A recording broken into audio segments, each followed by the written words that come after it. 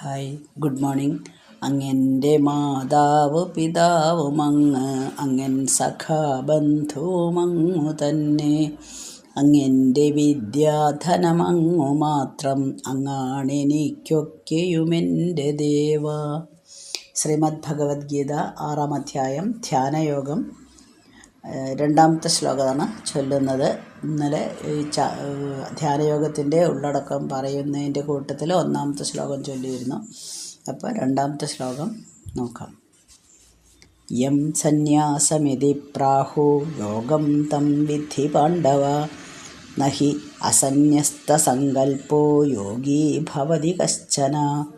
മലയാളം: സന്യാസകർമ്മയോഗങ്ങൾ ഒന്നു താനെന്നു നണ്ണുക, ഫലക്കൊതിയെഴുന്നോനിൽ കർമ്മയോഗമണഞ്ഞിട.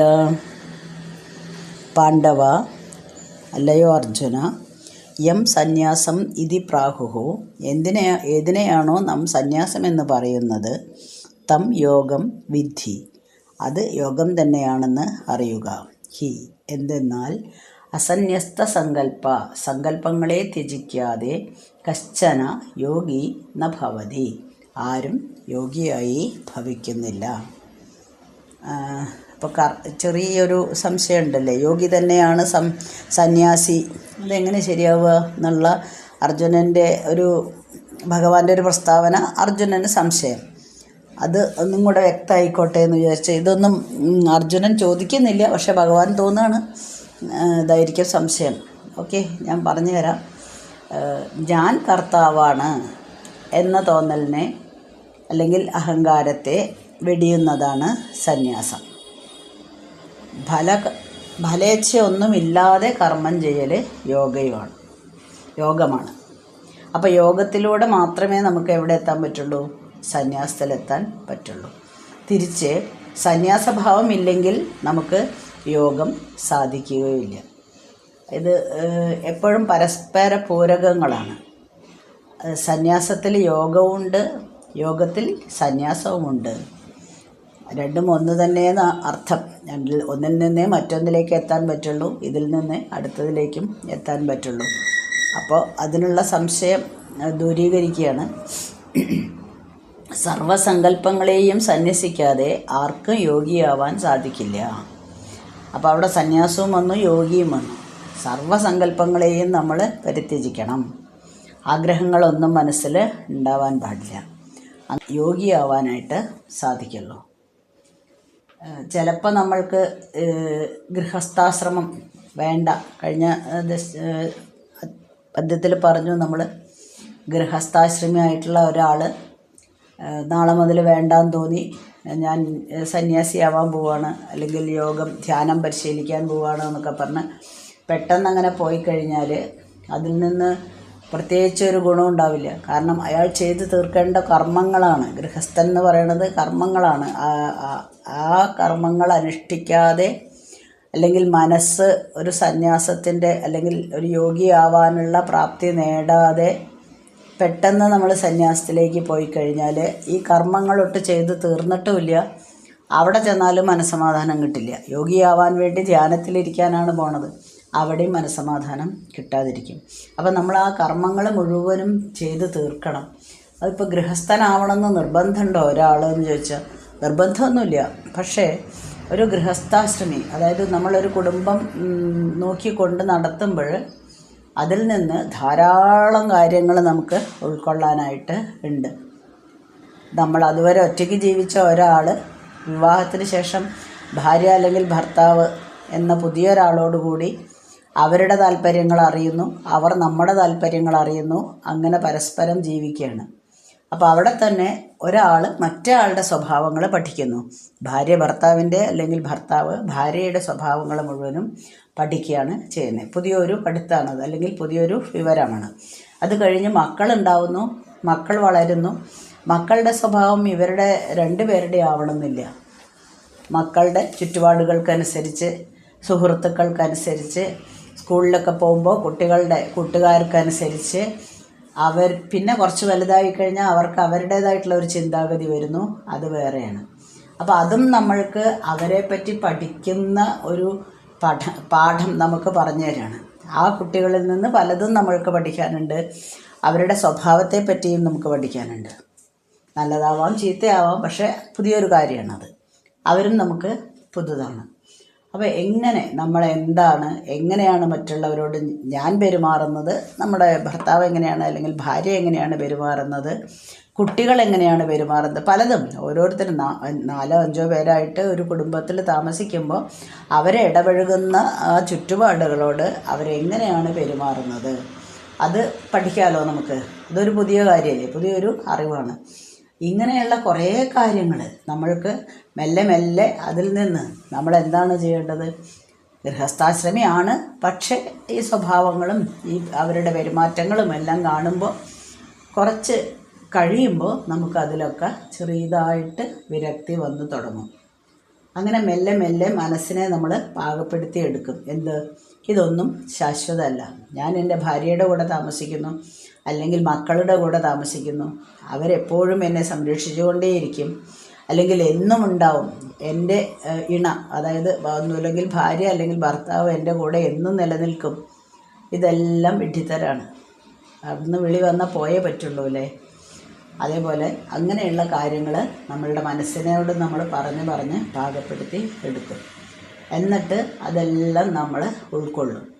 എന്തൊക്കെ എടുക്കണം, എന്തൊക്കെ തള്ളണം, ഉൾക്കൊള്ളുന്ന കുറേ കാര്യങ്ങൾ, നല്ല കാര്യങ്ങൾ. ഈ എല്ലാവരിലും നല്ല കാര്യങ്ങളുണ്ടാവും. സൊസൈറ്റിയിൽ ജീവിക്കുമ്പോൾ അതിൽ നിന്നും കിട്ടും കേട്ടോ കുറേ പാഠങ്ങൾ. അപ്പോൾ ഈ ഗൃഹസ്ഥാശ്രമം എന്നുള്ളത് ഒന്നില്ലെങ്കിൽ നമ്മൾക്ക് ഇതൊന്നും പഠിക്കാൻ പോകുന്നില്ല. നമ്മൾ എവിടെ നിന്നാണ് ഇതിൻ്റെ പറ്റിയിട്ടുള്ള അറിവുകൾ കിട്ടുക? എവിടെ നിന്നും കിട്ടില്ല. അപ്പോൾ അതൊക്കെ ഒരു പാഠമാണ് നമുക്ക്. ആ പാഠത്തിൽ നിന്ന് നമ്മൾ തത്വങ്ങൾ ഉൾക്കൊണ്ട് എങ്ങനെയാണ് ഇതിൽ എന്താണ് ഞാൻ സ്വീകരിക്കേണ്ടത്, എന്തിനെയാണ് തള്ളിക്കളയേണ്ടത് എന്നുള്ള ഒരു കാര്യം മനസ്സിലാക്കി കഴിഞ്ഞിട്ട് മെല്ലെ അടുത്ത സ്റ്റെപ്പിലേക്ക് അങ്ങനെ പോകണം. അപ്പോൾ ഇവിടെ എല്ലാ സങ്കല്പങ്ങളെയും സന്യസിക്കാതെ ആർക്ക് യോഗ്യയാവാൻ പറ്റില്ല എന്ന് ഭഗവാൻ തറപ്പിച്ച് പറയുകയാണ് ചെയ്യുന്നത്. ഇപ്പം സാധാരണയായിട്ട് നമ്മളെമാരത്തെ ആൾക്കാർ എന്താണ് ചെയ്യുന്നത്? ഒരു പദ്ധതി മനസ്സിൽ, അതായത് ഒരു ലക്ഷ്യമുണ്ടാകും നമുക്ക്. ആ ലക്ഷ്യം നേടാനായിട്ട് നമ്മൾ കുറേ കാര്യങ്ങൾ ആസൂത്രണം ചെയ്യും. എന്നിട്ട് അതിനനുസരിച്ച് പ്രവർത്തിക്കാൻ തുടങ്ങും. അപ്പോഴേക്കും വേറെ ചിന്തകൾ നമ്മുടെ മനസ്സിൽ വരും. അപ്പോൾ ആ ആദ്യത്തെ ലക്ഷ്യം പൂർത്തീകരിക്കാൻ പറ്റില്ല.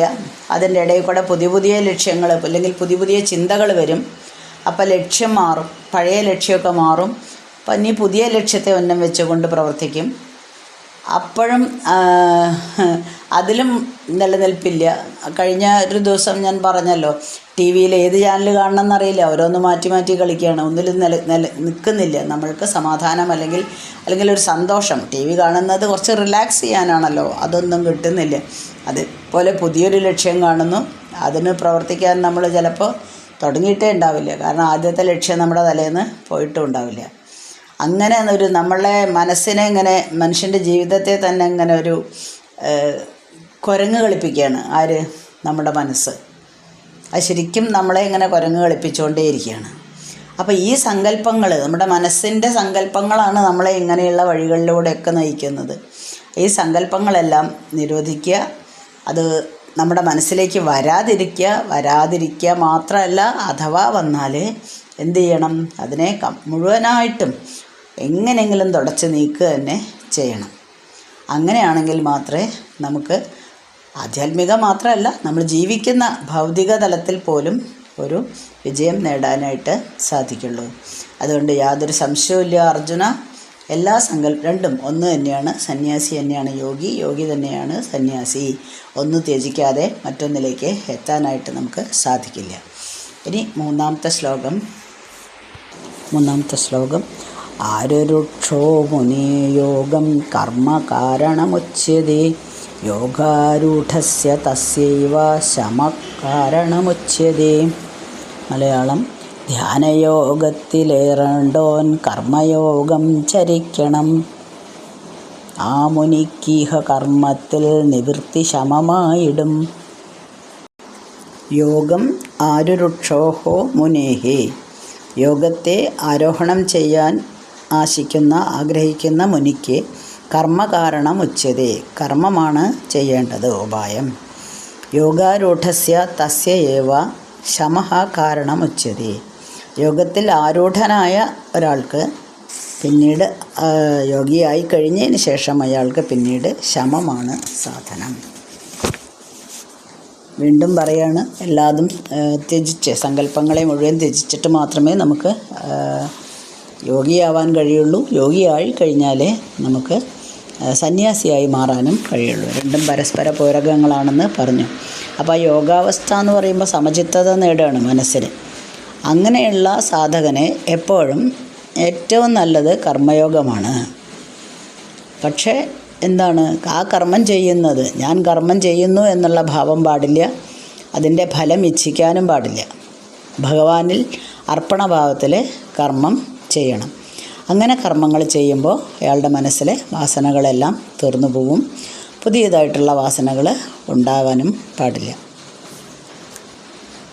ഇപ്പോൾ ഒരു കുതിരയുടെ പുറത്ത് കയറാൻ ശ്രമിക്കുന്ന ഒരാൾ, കുതിര അത്രയ്ക്കും ഇണക്കമില്ലാത്ത കുതിരയാണെങ്കിൽ കുറച്ച് നല്ല പ്രയാസപ്പെടും.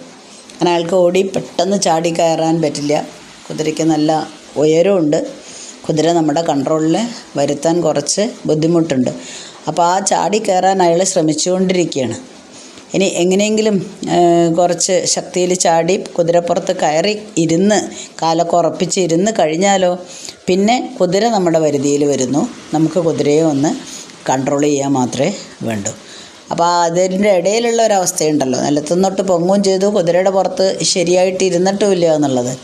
അങ്ങനെയുള്ളൊരു ഘട്ടം അയാൾക്ക് തരണം ചെയ്യേണ്ടതുണ്ട്. അതേപോലെ തന്നെയാണ് ഇപ്പോൾ ഒരു കിണർ കുഴിക്കുകയാണെങ്കിൽ ആ കിണറിൽ നമ്മൾ വളരെയധികം ആഗ്രഹത്തോട് കൂടിയിട്ടൊക്കെ ആയിരിക്കുമല്ലേ കിണറിന് സ്ഥാനമൊക്കെ കണ്ട് അത് കിണർ കുഴിക്കുന്നത്. അപ്പോൾ നമ്മുടെ മുന്നിൽ മുഴുവനും എന്താണ് ലക്ഷ്യം? താഴെ ഉറവുണ്ടാവും. ആ ഉറവയിൽ എത്തുന്ന വരെ നമ്മൾ ആ കിണറ്റിൽ നിന്ന് മണ്ണ് മാറ്റിക്കൊണ്ടിരിക്കും. ഉറവ കിട്ടിക്കഴിഞ്ഞാലോ പിന്നെ നമ്മുടെ ലക്ഷ്യം എന്താണ്? ഈ എടുത്ത മണ്ണൊന്നും തിരിച്ച് അതിലേക്ക് വീഴരുത്. വീണ് കഴിഞ്ഞാൽ ഉറവ കാണുമ്പോഴേക്കും തന്നെ പെരുമഴ പെയ്തു, അല്ലെങ്കിൽ മണ്ണ് എല്ലാം കൂടെ നമ്മൾ കയറ്റിയിട്ട മണ്ണ് മുഴുവനും താഴത്തേക്ക് വീണ് കഴിഞ്ഞാൽ വീണ്ടും ഒരു ഫലവും കിട്ടില്ല. അത് മുഴുവനും മാറ്റിക്കളയുക തന്നെ വേണം. അതേപോലെ തന്നെയാണ് എന്തെങ്കിലും ആഗ്രഹങ്ങൾ, വാസനകൾ നമ്മുടെ മനസ്സിലുണ്ടെങ്കിൽ ആ ആഗ്രഹങ്ങൾ മുഴുവനും കർമ്മത്തിൽ കൂടെ തന്നെ തീർക്കണം. അപ്പോൾ നമ്മൾ യോഗിയാവാൻ പോകുന്ന സാധകനാണ്. മെല്ലെ മെല്ലെ സ്റ്റെപ്പ് കയറി പോകണം. എന്നാലേ അവിടെ എത്തുള്ളൂ എന്ന് നമുക്കറിയാം. അപ്പോൾ ഇടയിൽ തടസ്സങ്ങളുണ്ടാവുമല്ലോ, ആ തടസ്സങ്ങളെയൊക്കെ നമ്മൾ മുഴുവനായിട്ടും മാറ്റിയെടുക്കണം, മുഴുവനായിട്ടും ഒഴിവാക്കണം. ഇത് നമ്മൾ മുന്നേയും പറഞ്ഞിട്ടുള്ള കാര്യങ്ങൾ തന്നെയാണ്. ഇതെല്ലാം കർമ്മം ചെയ്യേണ്ടത് വളരെ അത്യാവശ്യമാണെന്ന് കർമ്മയോഗത്തിൽ അർജുനന് പഠിപ്പിച്ചു കൊടുത്തു കഴിഞ്ഞു. എന്നാലും അർജുനന് വീണ്ടും വീണ്ടും കുറച്ച് സംശയങ്ങൾ നിലനിൽക്കുന്നുണ്ടല്ലോ, അത് ഞാൻ തീർത്തു തരാം എന്നുള്ളതുകൊണ്ടാണ് വീണ്ടും ഇങ്ങനെ പറഞ്ഞു കൊടുത്തുകൊണ്ടിരിക്കുന്നത്. നമുക്കിഷ്ടമുള്ളൊരു ഭക്ഷണം, ഇതും പറഞ്ഞ കാര്യം തന്നെയാണ്. അത് കഴിച്ച് നമുക്ക് അതിനോട് ഇനി കണ്ടാൽ തന്നെ എനിക്കിനി വേണ്ട കേട്ടോ, മടുത്തു എന്ന് പറയില്ലേ നമ്മൾ. ഇപ്പം എന്ന് ഇഡ്ഡലി തിന്ന് കഴിഞ്ഞിട്ടുണ്ടെങ്കിൽ എന്തായാലും ഒരു 10 ദിവസം അടുപ്പിച്ച് രാവിലെ ബ്രേക്ക്ഫാസ്റ്റ് ഇഡ്ഡലി ആണെങ്കിൽ എല്ലാവരും പറയും, അയ്യോ അടുത്തു ഇനി ഇഡ്ഡലി വേണ്ട, അമ്മേ ദോശ മതി. കുട്ടികൾ പറയും, നീ ദോശ 10 ദിവസം കൊടുത്താലോ, അയ്യോ ദോശ ഇഡ്ഡലി വേണ്ട, വേറെ എന്തെങ്കിലും മതി. അതേപോലെ തന്നെയാണ്. അപ്പോൾ അങ്ങനെ കഴിച്ച് അവർക്കൊരു മടുപ്പ് വരുന്ന പോലെ നമ്മൾ കർമ്മങ്ങൾ ചെയ്ത് അത് തീർക്കണം. പിന്നീട് ചെയ്യുന്ന കർമ്മങ്ങളിലാണെങ്കിലോ യാതൊരു മമതയും പുലർത്താതെ മാത്രമേ നമ്മൾ കർമ്മങ്ങൾ ചെയ്യാവുള്ളൂ. മാത്രമല്ല ഫലം ഒരിക്കലും ഇച്ഛിക്കരുത്. ഫലം ഇച്ഛിച്ചിട്ടുണ്ടെങ്കിൽ എന്താ ഉണ്ടാവുക? വീണ്ടും കർമ്മവാസനകൾ നമ്മളെ വിടാതെ പിടികൂടിക്കൊണ്ടേയിരിക്കും. അതിൽ നിന്ന് നമുക്കൊരു വിടുതൽ ഉണ്ടാവില്ല. അപ്പോൾ അങ്ങനെ യോഗാവസ്ഥയിൽ എത്തി എന്ന് വിചാരിക്കും. എത്തിക്കഴിഞ്ഞാലോ പിന്നെ എളുപ്പമായി കാര്യങ്ങൾ. ഉറവയിൽ വെള്ളം കണ്ടു, കിണറ്റിൽ വെള്ളം കണ്ടു, അല്ലെങ്കിൽ കുതിരപ്പുറത്ത് കയറിയ ആൾ കുതിരയുടെ പുറത്ത് ഇരുന്ന് കഴിഞ്ഞു. ഇനി ചെറുതായിട്ടൊന്ന് വീണ്ടും വാസനകൾ നമ്മുടെ മനസ്സിൽ വരാതെ സൂക്ഷിച്ചാൽ മതി. അത് നിലനിർത്താനും കുറച്ചൊരു കഴിവ് വേണം. ആ യോഗാനുഭവത്തെ അതേപടി പോലെ നിലനിർത്തണം. അതിലേക്ക് ഇനിയും കൂടുതൽ വാസനകൾ അല്ലെങ്കിൽ മാലിന്യങ്ങൾ വന്നു ചേരാനായിട്ട് നമ്മൾ സമ്മതിക്കാൻ പാടില്ല. അത് ഏകാഗ്രമായിട്ട് ധ്യാനിക്കുകയാണ് അതിനുള്ള ഒരു വഴി. ആ ധ്യാനം തുടങ്ങിക്കഴിഞ്ഞാൽ നമുക്ക് ആത്മസ്വരൂപത്തെപ്പറ്റി മാത്രമാണ് നമ്മൾ ചിന്തിക്കുന്നത്. ബാക്കി ഒന്നും തന്നെ നമ്മൾ അറിയുന്നുമില്ല. അങ്ങനെ എത്തിക്കഴിഞ്ഞാൽ, അങ്ങനെ ഒരു അവസ്ഥ എത്തിക്കഴിഞ്ഞാൽ ഞാനും ജീവനും വേറെയല്ല, എല്ലാം ഒന്നു തന്നെയാണ് എന്നുള്ള ഒരു തത്വം നമുക്ക് മനസ്സിലാവും. അപ്പോൾ ധ്യാനത്തിലൊക്കെ നമ്മൾ ആദ്യത്തെ പരിശീലനങ്ങളൊക്കെ ശാരീരികമായ വ്യായാമങ്ങളൊക്കെ ആയിരിക്കും. അങ്ങനെയുള്ള പ്രവർത്തനങ്ങൾ ചെയ്ത് ഇന്ദ്രിയ നിയന്ത്രണം മെല്ലെ സാധിക്കാൻ തുടങ്ങും. പൂർണ്ണമായിട്ടും നമ്മൾ ആ അവസ്ഥയിൽ, സമതുലിതാവസ്ഥയിൽ മനസ്സിനെ എത്തിക്കുന്നു. അങ്ങനെ നമ്മൾ ആ ധ്യാന പരിശീലനം മുഴുവനായിട്ടും വിജയിച്ച ഒരാൾക്ക് പിന്നെ മനോക്ഷോഭങ്ങളൊന്നും തന്നെ ഉണ്ടാവുന്നില്ല. അതിൽ നിന്നെല്ലാം മുക്തി ലഭിക്കും. അപ്പോൾ എപ്പോഴും കൃഷ്ണാർപ്പണമായിട്ട് എല്ലാ കാര്യങ്ങളും ചെയ്യുന്ന ഒരു വ്യക്തി എപ്പോഴും ആരെ പറ്റിയിട്ടാണ് ചിന്തിക്കുന്നത്? ഭഗവാനെ കുറിച്ച് മാത്രമാണ് ചിന്തിക്കുന്നത്. അപ്പോൾ അവർക്ക് ആദ്യം മുതലേ അവർ ധ്യാനാവസ്ഥയിൽ തന്നെയാണ്. അപ്പോൾ അയാളുടെ ലൗകിക പ്രവർത്തനങ്ങളെ പറ്റിയിട്ട് അയാൾ ചിന്തിക്കുക പോലും ഇല്ല. 3 ശ്ലോകങ്ങളാണ് വായിച്ചിരിക്കുന്നത്. 4ാമത്തെ ശ്ലോകം അടുത്ത ദിവസം ചൊല്ലാം. ഓക്കെ.